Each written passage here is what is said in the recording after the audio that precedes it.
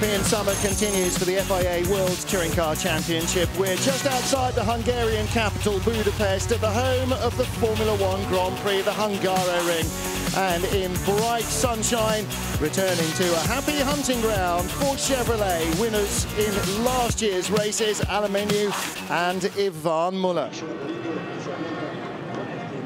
Well, good afternoon, everybody. Good morning, wherever you are watching. Hope that the weather will treat you as well as it is treating us here in Hungary. 19 degrees of air temperature, but it's a bright sunny day. Temperatures only due to rise. And down on the grid, it is hot and scorchio as we get ready for the first of our races here. 2 races at every World Touring Car weekend. You can see the cars and the teams making their way to the grid. At the bottom of the picture, just creeping in, is our first-time view of the brand new Lada.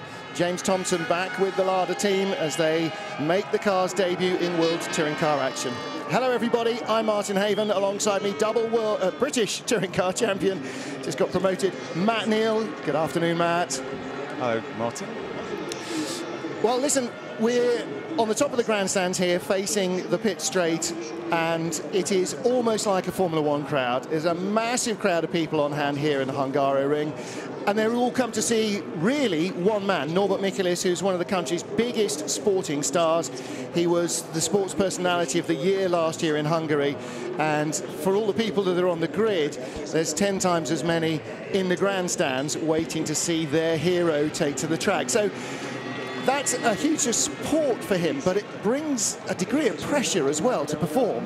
Oh, absolutely. I mean, it's unbelievable coming here and seeing the support he has, the amount of Hungarian flags flying in the crowds, the amount of Michelis T-shirts and polo shirts everyone's wearing. It's the support he has is phenomenal here, and they'll just be baying for him to have a good result this weekend. Well, to do that, he's got to beat this man, the 3-time World Touring Car champion, the defending Touring Car champion, Yvan Muller, the man who leads the championship this year, seems to be in absolutely imperious form. Chevrolet, a little disappointed with qualifying a week ago in Slovakia.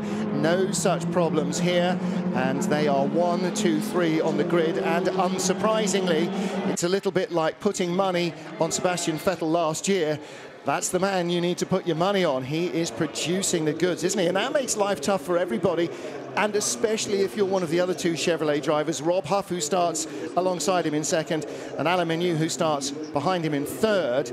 They've got to beat the teammate, and they've got no machinery advantage. Yeah, we've got a fascinating battle between the 3 Chevy guys, and it's a real good internal wrangle, which Muller seems to be getting the upper hand of at the moment. But the one great thing we've got most weekends, and absolutely this weekend, is Tarquini in the Seat right in the mix, and he's a proper loose cannon on deck. He's very fast, very aggressive, and you know, he doesn't mind mixing it up because he knows he really hasn't got a chance at the championship overall, so he's going to hang it out every weekend he can. Well, we talked about the international field, not just different car manufacturers, but you spotted, Matt, on the grid. Top 10 drivers are from 10 different nations as well, so it's a very international mix. Right at the back of the grid, Alberto Cecchi and Tom Coronel, who had problems after qualifying, and Charles Eng hadn't caught up with that, the Chinese driver having an engine change, dropping him right to the back of the grid from what would have been 13th after qualifying. Well, loads and loads of fans here. That is the main grandstand. And this is Tuesday on the streets of Budapest. They closed off 4-kilometre circuit of public road. And here was one of the big stars, of course, for the fans. The chance to see a Formula One car at close quarters is absolutely irrepeatable. And for Jenson Button and the McLaren, a great chance to show off in front of what's estimated by the police to be around 250,000 people lining the streets. But it wasn't just the McLaren, because a lot of the World Touring cars were out there as well. Some of the drivers, of course, Gabor Weber, the second Hungarian driver, and Norbert Michelis, the one that they all want to see perform. They had their cars out on the streets as well. And that all live on Hungarian TV, serving to ramp up anticipation for this race. Well, some of the support races, the Lotus Ladies Cup, also out on the street. They provided a bit of excitement and little bits of incident in yesterday's race. How you roll a Lotus Elise was the question in the car on the way in, because they got such a low centre of gravity. But the man that they've all come to see, Norbert Michelis, lies 8th in the points. And like the two men just in front of him, Stefano D'Asti and Pepe Oriola, he's also battling for the Yokohama Independence Trophy classification.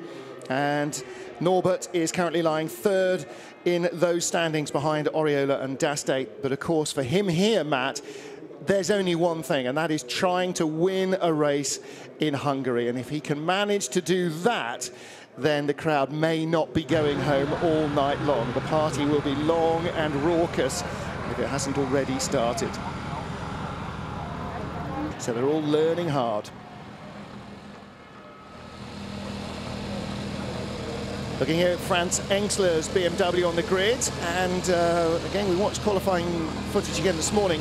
On his in-lap, right at the very end, possibly, I think probably, denied Alain Menu a shot at pole, because he was just on the turn-in for one of the fast final corners as Menu came up behind him. Yeah, we had a heated debate with one of the stewards, John Cleveland, who we've got the pleasure of again this weekend, of what we thought were right and wrong. And I mean, I definitely thought Engsler balked Menu, and Menu was on. You know, his sector 2 time was fast, and he was looking like he could be a pole lap, and you know, he ended up 4 tenths down. So yeah, they didn't seem to think so. And Menu didn't seem too upset by it. You know, he's on the 2nd row, but you know, we'll see how they go, whether he's got something up his sleeve for the races. Well, if he was 2 points behind Ivan Muller, he might have been a bit more upset. As it is, he's 20 plus, so he may say, okay, well, that extra little bit of qualifying may not have made the difference. Well, I hope Alain doesn't throw the towel in too quickly. You know, he's a very potent package, and it can soon go away from. Ivan has been very good, very calculated, very fast in the opening part of the season. You know, and he's had a little bit of luck going with him. He got turned round going into the first chicane at Monza. I mean, with luck or skill, whatever, he came out of it, gaining a place and winning the race. That can soon go the other way, and it soon turn for Huffy and Menu. So they've got to keep right on it, keep focused, and keep the pressure up on Menu on Muller to you know, to try and turn that tide. Yeah, definitely can't give up. We just saw Daryl Young, 8th on the grid, great qualifying performance. I think that's his best in the super special touring Seat Leon. He's, of course, got the new Orica-built engine. We saw Thiago Monteiro. He's the last man on the grid who has still got last year's Lehman-built engine. And there's a local hero. And listen, they can see him not just down on the grid, but on the massive Diamond Vision screens here in front above the pit lane that the crowd are watching from the grandstands. They see the cameras zoom in on him, and that's going to happen all the way through the race. Wait till the action starts. Every time he comes past us, Matt, you're going to be having a tough time hearing yourself because of the crowd noise. If he gets taken off by a British driver or anything, or he doesn't finish the race, whatever, I'm locking myself in the commentary booth at the end of this run. So Norbert Michelis, well, he didn't get himself on the front couple of rows of the grid because the 3 Chevys are pretty much always going to lock out the top 3 positions unless they have major dramas. Tarquini was 4th. And the best BMW, well, this is a real turnaround in form for Mehdi Benani, who honestly has struggled really over the last 18 months in this Pro Team BMW. Well, not always in the Pro Team BMW, but he has struggled a little to really get to grips with it. And where Tom Coronel, with all his experience, was 19th, Mehdi Benani was 5th. So something somewhere, no matter what the Royal Motorsport guys have looked at in Coronel's car, something somewhere is definitely not right with it, because Tom, by his own admission, muffed his first lap, but his second one, he said, was a good lap. He looked down at the lap time and just couldn't believe how slow it was. Benani somehow found the pace. Michelis found the pace. They're on row 3. In front of them, though, the best starter at a rolling start I think I've ever seen, Gabriele Tarquini, and standing starts as well. He can often outstart the BMWs.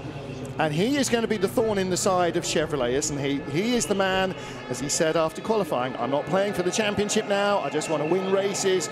I just want to enjoy the battle. And he and Alain Menu on row 2 somehow have got to negotiate their way through corner 1 and try and get by the 2 Chevys in front. It's good, actually, because the 3 Chevy guys are all fighting individually, because if they played the team game, they could easily quite block everyone out. Menu could be used as the blocker to keep Tarquini at bay, because Tarquini is the danger man today. You know, he's the one who can really upset the Chevy party, and But all the three Chevys are going to be fighting their own battle. It's MotoGP, every man for himself, and that's great to see. You know, it's not a team game, and it's going to be really interesting those first couple of corners. Yeah, Rob Huff looking as relaxed as ever, but he, along with Alain Menu and Ivan Muller, all knew at the beginning of the season, day one of winter testing, unless something cataclysmically strange happened, one of the three men in these blue cars is going to end up as the world champion. And that puts a massive focus on you and your teammates, because actually you're almost not worrying about anybody else, just about the other two guys in the garage. And at the moment, Ivan Muller is on a rare run of form. He is the guy. They're all 180-degree hairpin, and that's going to be really tough. The field rolls down the hill into turn one.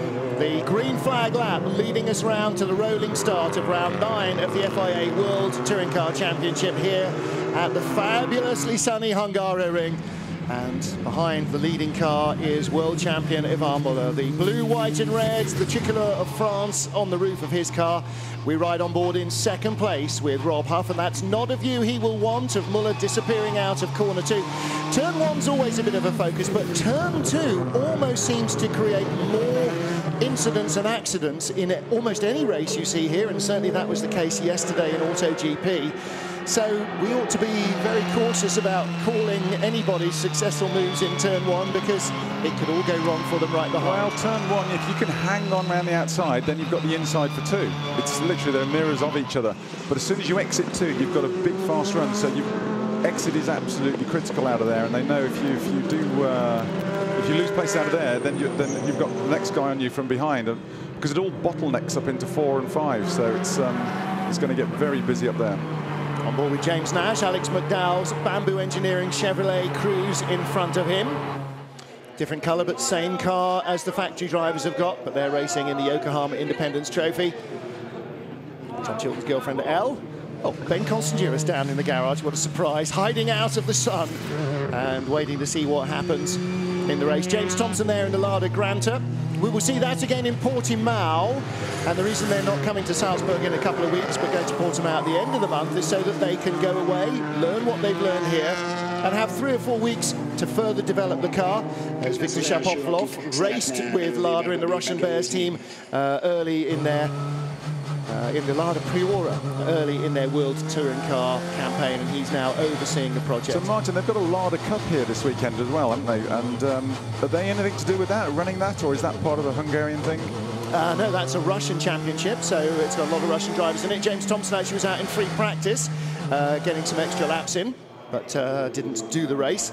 But yes, the Lada Granta Cup, very similar cars. James Thompson won't score points, incidentally. The car is not fully homologated yet for the World Touring Car Championship, but he could still learn an awful lot here. And James loves to get his sleeves up and get racing.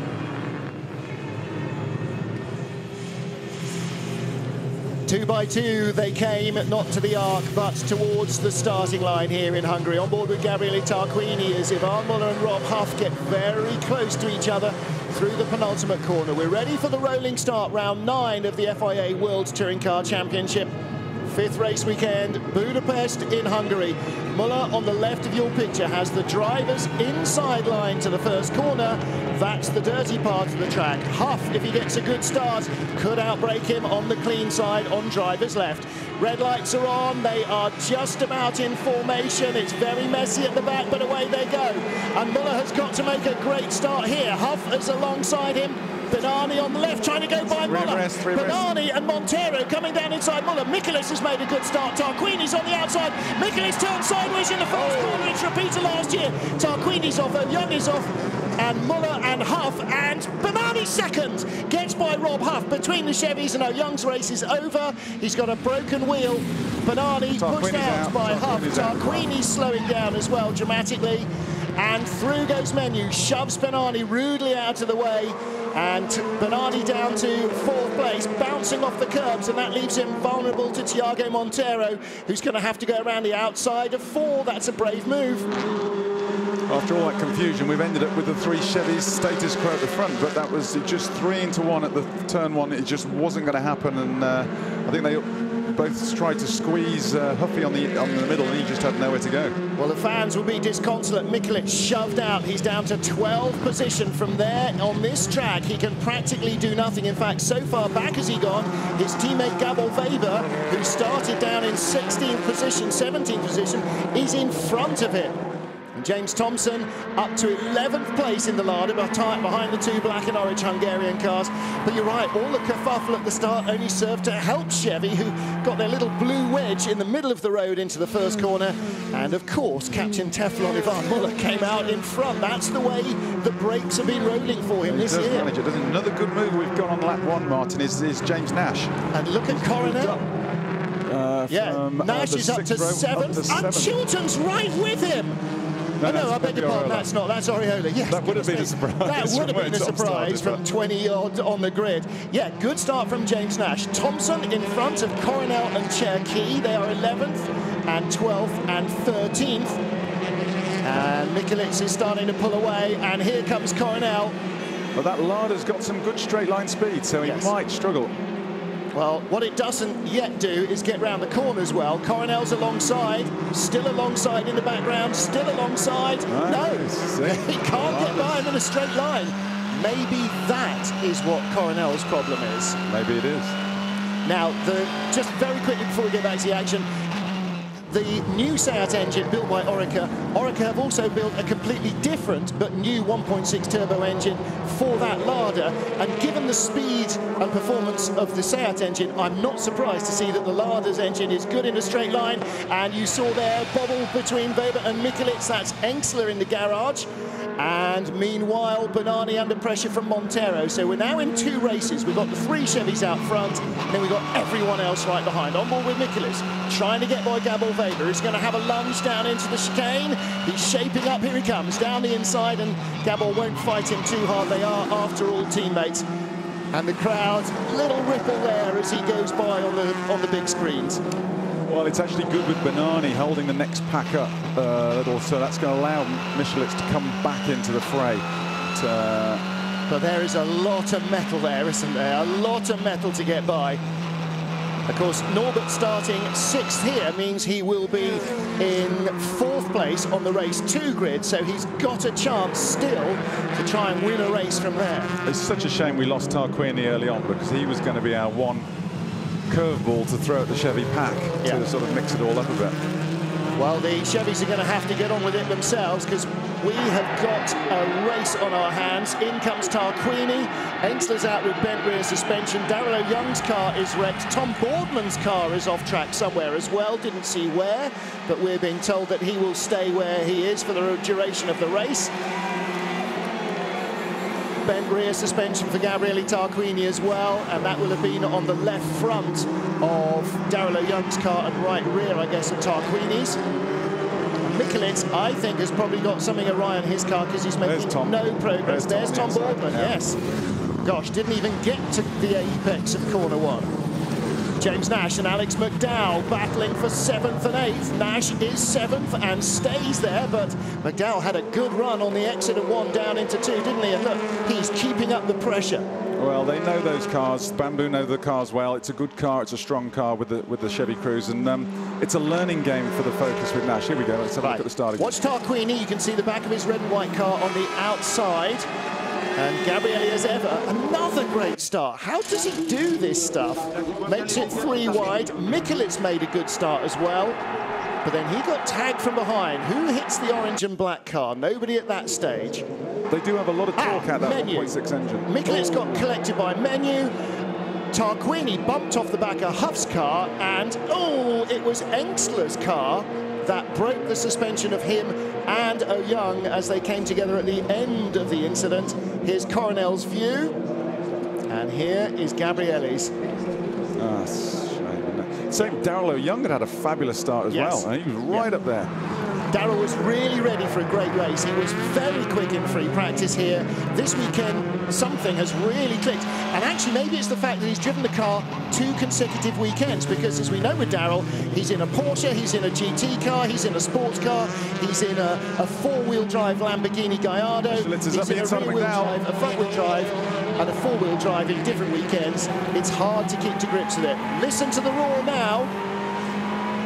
They'll get a good toe off the Ford. The Ford hasn't been setting the world on fire in straight line and speed traps, so Michelitz could have a go at him. And in front, Oriola thought about Montero. Here comes Norbert down the inside. I think James Nash will do well to let him go with the doors open. Through comes McDowell. Nash was trying to be cautious there and not get involved in anything he didn't want to. Nash left the inside for turn 2. Yes, he will. He'll be back inside McDowell. It's a long corner. Look at the grip that the Chevy's got. Just drives around the outside there, and he's still looking well under control. Alex McDowell completes the move. It took 3 corners to do it, but he's there. Here comes Nash again. One of the problems for Nash, Martin, is they're having to run this new suspension system to make them comply with the FIA regulations.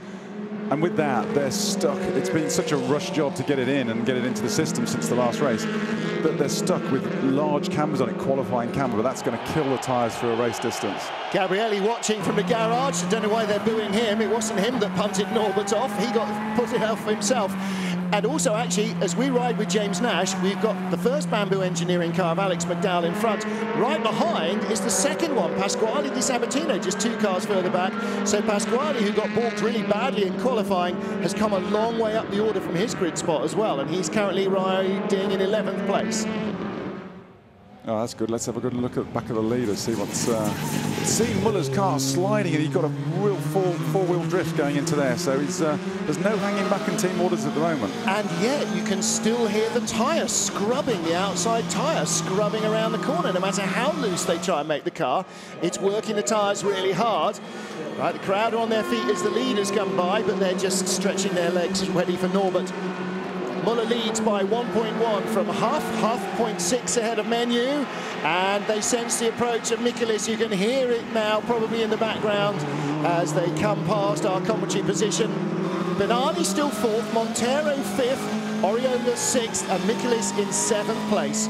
Yeah, we're just approaching mid-distance. Sort of the end of this lap is where the tyre degradation is. The tyres are going to start falling off the cliff. And so it's going to be interesting to see. You know, it's status quo at the front at the moment, but this is going to be see who's looking after the tyres the best, who's driving the cleanest, the smoothest. It's all going to come as important factors. But how many times over the years have we heard all the front-wheel drive teams hold their hands up after qualifying and going, I don't know how we'll survive 3 laps on this surface. The degradation is so extreme. We'll be lucky to have any brakes left after corner 3 or 4. Think about Portimao a couple of years ago. You know, woe is me from everybody in a front-wheel drive car. In the end, front-wheel drive cars won both races. There were no punctures, no disasters, no brakes failed, nothing.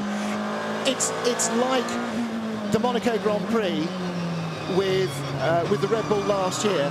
You know, on a set of tyres that you would never keep on the car in free practice. When you're in a race, you'll put up with any amount of rubbish to get in front of the car or to stay in front of the car. And so they'll cling on, and lots of them will have tyre degradation. But tell you what, Weber's all over the back of Nash like a nasty rash at the moment. He's got to keep that Ford ever so tight. And he's got Coronel with him as well. So again, we saw Coronel struggling for straight line speed to get by James Thompson, who's now dropped back down to 14th place. Again, maybe that car is really overworking its tyres. I mean, it was a real suck-it-and-see setup they came up with. They've not done any testing on it. The car's only just been completed.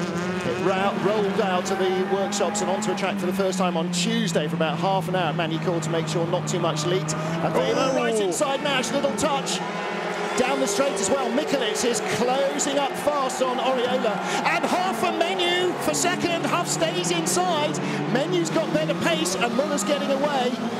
Michaelis stays 7th, but fastest lap of the race for him. And Huff is under pressure. Alain Menu, who made adjustments to the car in morning warm-up, they really seem to have worked. He's going very well indeed. Yeah, Michaelis is actually the only car on the lead lap who's lapping at the same pace as the Chevys at the front. So he's on the move. So we got 17 of our 22 starters left. Stefano D'Aste we lost as well. Didn't see when or where. Engsler, Tarquini, and both special tuning cars are out.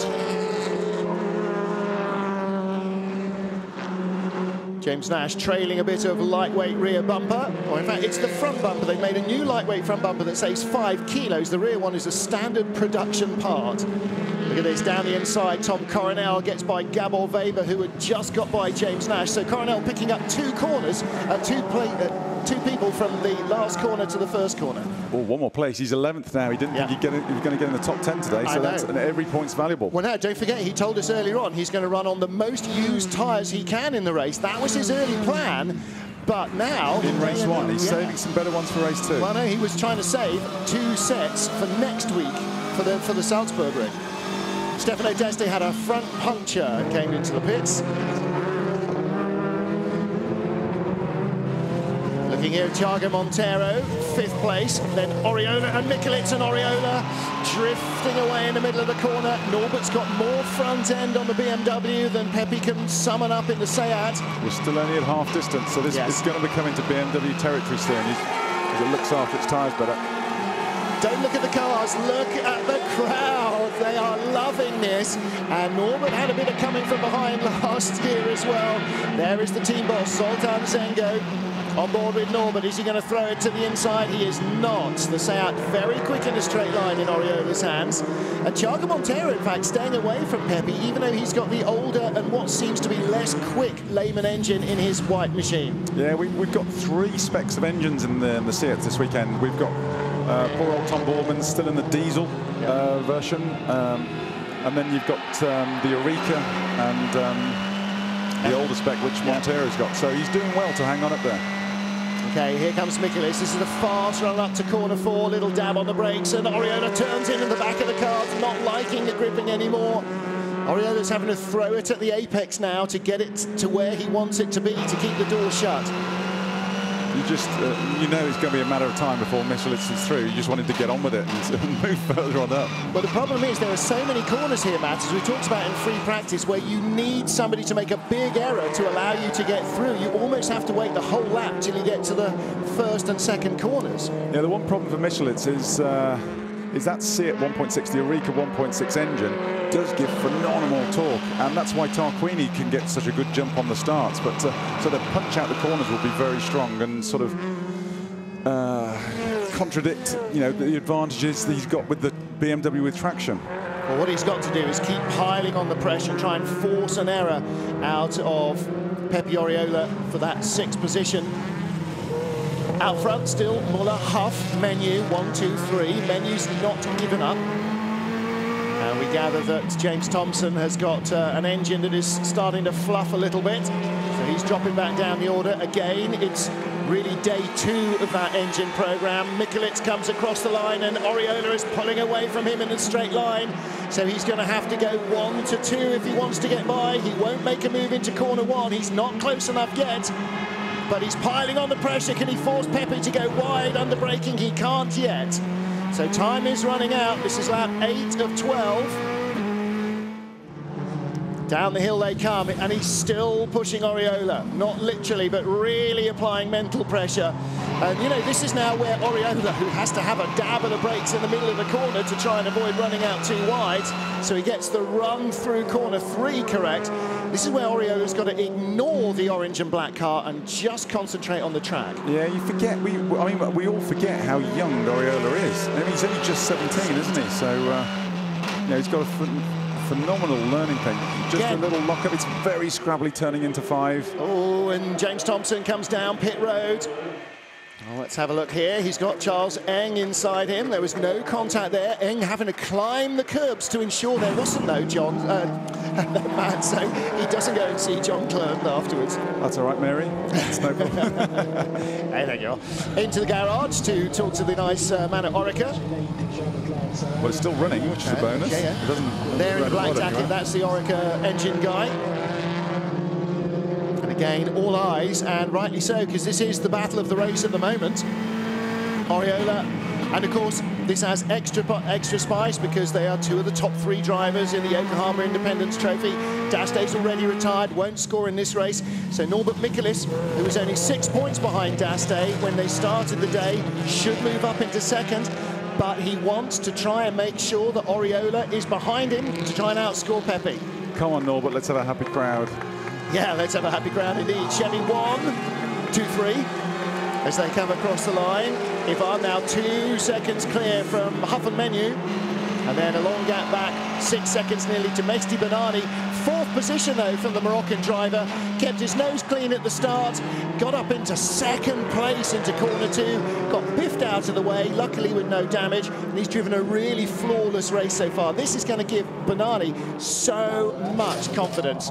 It's just, and at the front, it just seems like Muller just got this thing under control. Yeah. Every lap, he's just 1/10 quicker, 1/10 of a second quicker than his teammates. So just edging it out, and keeping it under control. On board with Coronel, trying to get a run on Alex McDowell. Out of 3, up the hill comes Montero, 5th, Oriola 6th, Michaelis 7th, 8th McDowell, 9th Coronel. Alex was on the limit through the... Yes. Oh, and drifts out wide. And Coronel's got some grip, and he's got alongside, and he denies McDowell the chance to block, and into the chicane. Coronel moves up to 8th place. Well, you know, he's also got a really dodgy stomach this weekend, Coronel. Physically, he looks quite drained, I think. And there's Aldo Frio, his team boss. Well, I know, but he does not look his normal sort of robust self. And that really doesn't help. But again, you know, it's never mind what the tyres and brakes are doing. You're in a race. All of that stuff just fades into insignificance. I'll tell you what, 20th to 8th place round Hungaroring, that's a pretty impressive performance so far, considering he's in what he's had as an ailing car. Absolutely.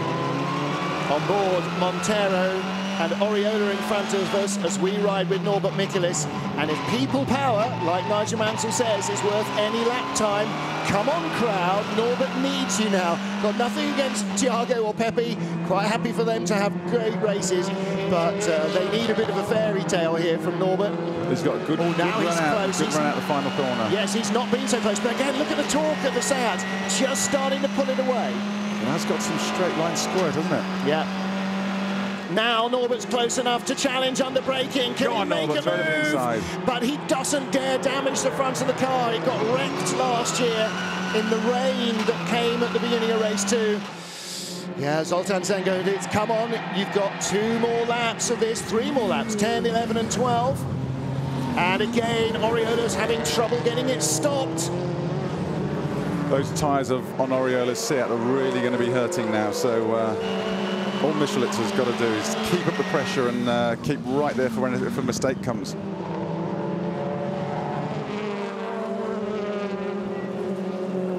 Franz Engstler back out on track, the car repaired. Tarquini's car is being repaired. Dastay is back out of the pits as well, so they'll all be healthy for race 2. James Thompson being worked on in the pits, and on the track, Oriola being worked on by Norbert Michaelis. He's really giving him no moment to breathe. And look how their pace has dragged them up towards Thiago Montero. Thiago was a couple of seconds clear before. He isn't anymore. Well, they'll be working together, both giving each other a tow. The front car benefits from the tow as well because it's taking the air off the back of it so it can move forward at a faster pace. NASCAR showed us that in the last couple of years, hasn't it? That, you know, the bump drafting pairs much quicker, A, than one on their own, and B, than a group on their own. But yes, they will work together a little better down the straights than Thiago on his own. And Oriola's got the new spec engine and Montero hasn't. Yes. Sorry, Oriola, yeah. Darrell Young's car has been fixed and he's back out on track as well, and that's great because he'll be well up the grid for race 2 and he needs a good result here as well. Oriola still clinging to 6, and as you say, for a 17-year-old, he's doing a great job hanging on. Norbert's not got an awful lot more racing experience, maybe 1 year more, even though he's a little older. Originally started gaming and then he's given a drive down the inside. He comes. Listen. Can he stop it? Crowd are watching it and cheering him every inch of the way. Yes, he goes through by Pepe Oriola for 6th position. Now, can he get another one off Thiago Montero?